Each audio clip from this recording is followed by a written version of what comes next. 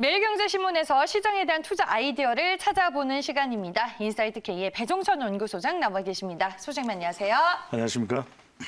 네, 최근에 이제 소비 지표는 일시적인 회복세를 보였지만 코로나19 영향이 우리나라 이제 제조업으로 번지면서 전반적인 경기 흐름을 보여주는 지표가 IMF 외환 위기 당시 수준으로 악화가 됐습니다. 오늘은 이제 이와 관련된 기사를 살펴보겠습니다. 매일경제신문 8면으로 가보시면요.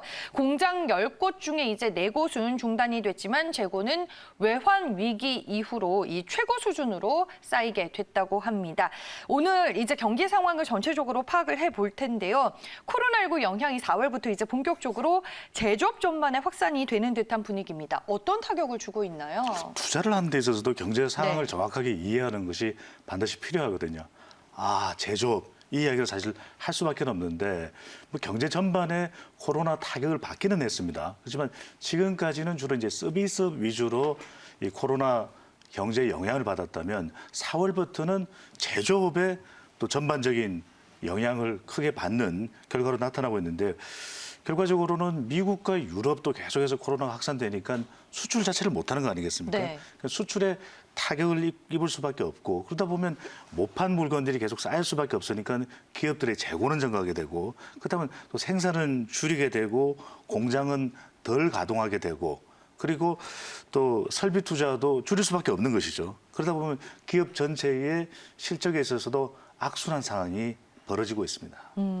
전일 이제 통계청이 5월 산업활동 동향의 구체적인 수치를 이제 발표를 했는데 그 수치들을 봤을 때는 어떤 상황인가요? 우리가 코로나 지금 국면에서는 좋은 수치가 나올 리는 없는 네. 거죠. 하지만 중요한 것은 어떤 업종에 더 치명적인 타격이 가고 있느냐. 그래도 어떤 업종은 조금 회복의 기미가 보이고 있느냐. 이것을 우리가 가려내는 것이 너무나 중요할 수밖에 없는 것인데 이 업종별로 경제적 타격이 분명히 차이가 있습니다. 5월 산업활동 동향을 보면은 지금 제조 분야도 5개월 연속 계속해서 하락세예요. 그러니까 이 뭐 회복이 되지 않고 있다라는 것이고 네. 수출도 힘든 것이고 앞서 말씀드렸던 대로 이 생산도 줄고 뭐 설비 투자도 줄고 계속해서 지표상으로는 좋지 않습니다. 그런데 이제 차이는 있는데 반도체는 우리가 지난해 이창기 랭크하고 방송하면서도 반도체 올해 좋다고 했는데 코로나19 때문에 주춤하긴 했어요. 그래도 이 지표들을 보면 조금씩 반도체는 지표상으로도 조금 살아나는 국면을 보이고 있습니다. 근데 문제는 뭐냐? 바로 이 중공업 쪽이죠. 중후장대한 산업 쪽에서는 무거운 산업 쪽은 영향을 받을 수밖에 없는데 자동차 또 기계 장비 쪽에서는 상당히 크게 타격을 받고 있는 생산이 부진한 지표로 나타나고 있는 거죠. 그러다 보니까 완성차를 생산하지 못하다 보니까 전방 산업이니까 협력업체인 자동차 부품 쪽도 크게 타격을 받는 모습으로 나타나고 있습니다. 네, 지금 뭐 공장들도 가동에 여전히 차질을 빚고 있고 해외 수요 절벽에 직면한 기업들 같은 경우에는 재고가 또 계속 쌓이고 있는 상황입니다. 기업들이 직면한 문제는 어떻게 봐야 될까요? 그러니까 우리가 지금 이런 경제 상황을 정확히 아는 것이 중요한 것이 어떤 업종에 어떤 문제가 있고 앞으로 전망이 어떻게 된다는 것을 분명히 아는 것이 중요한데 지금 제조업 전반에 가장 크게 드리워져 있는 먹구름은 바로 수출이 안 된다는 거죠. 미국 또 유럽에서도 계속해서 코로나가 확산되고 있고 미국의 경우에는 지난주에 하루에만 4만 명의 확진자가 나왔거든요. 그리고 전 세계적으로는 1,000만 명 이상의 누적 확진자가 있고 그러다 보니까 제조업 5월 평균 가동률이 63.6%입니다. 그러니까 100%로 봤을 때 한 4곳의 공장은 돌아가지 않고 있다는 정도거든요. 그렇다면 이건 상당히 타격인데 그중에서도 이제 문제가 되는 것이 수출을 못하니까 재고는 계속 증가합니다. 그러다 보니까 이제 가동률이 하락되고 기업에는 상당히 타격을 입고 있는데 이게 그렇다면 언제쯤 회복이 될까? 3분기 V자 반등을 기대했는데 자동차도 그렇고 또 기계 장비 쪽도 그렇지 못하다라는 것을 우리가 분명히 알고 언제쯤 조금 그래도 회복이 될까? 이걸 정확하게 전망해내는 것이 이 시점에 반드시 필요한 작업이 되겠습니다. 네. 그리고 이제 전일 한은이 발표한 자료를 보면 기업 체감 경기가 이제 소폭 개선됐지만 전반적으로 경제 심리는 역대 최저 수준을 기록을 했습니다. 이 부분이 의미하는 바는 또 뭐라고 봐야 되나요?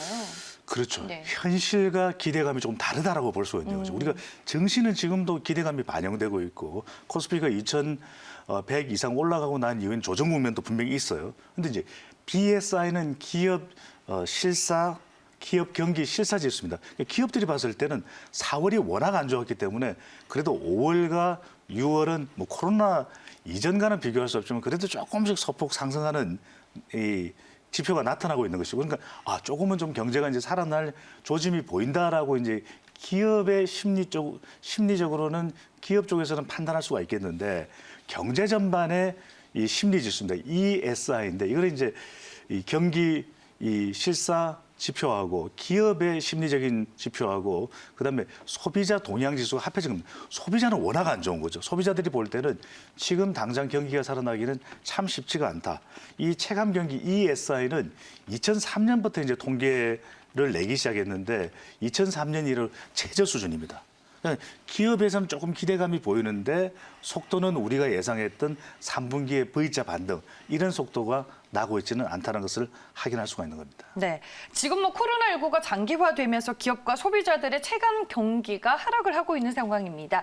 향후 추세 역시나 그러면 코로나19 재확산 속에서 우리가 불확실성이 좀 높다라고 봐야 될까요, 소장님? 네. 확진자가 얼마만큼 이제 좀 줄어들고 또 백신과 치료제가 개발됐느냐가 정말 중요하겠죠. 그런데 미국과 또 유럽, 우리 수출국입니다. 수출 대상 국가다 보니까 이 나라에서 코로나 이 위기가 해소되지 않는 한 우리 수출량은 계속해서 또 버거울 수밖에 없는 것이고, 그렇게 되면 재고가 쌓이고 또 설비 투자도 참 마음껏 할 수가 없는 거죠. 다 대기돼 있는 거죠. 그러다 보면 기업들의 실적은 계속해서 부정적으로 또 위축되고 영향받을 수밖에 없는 상황인데, 중요한 건 그렇습니다.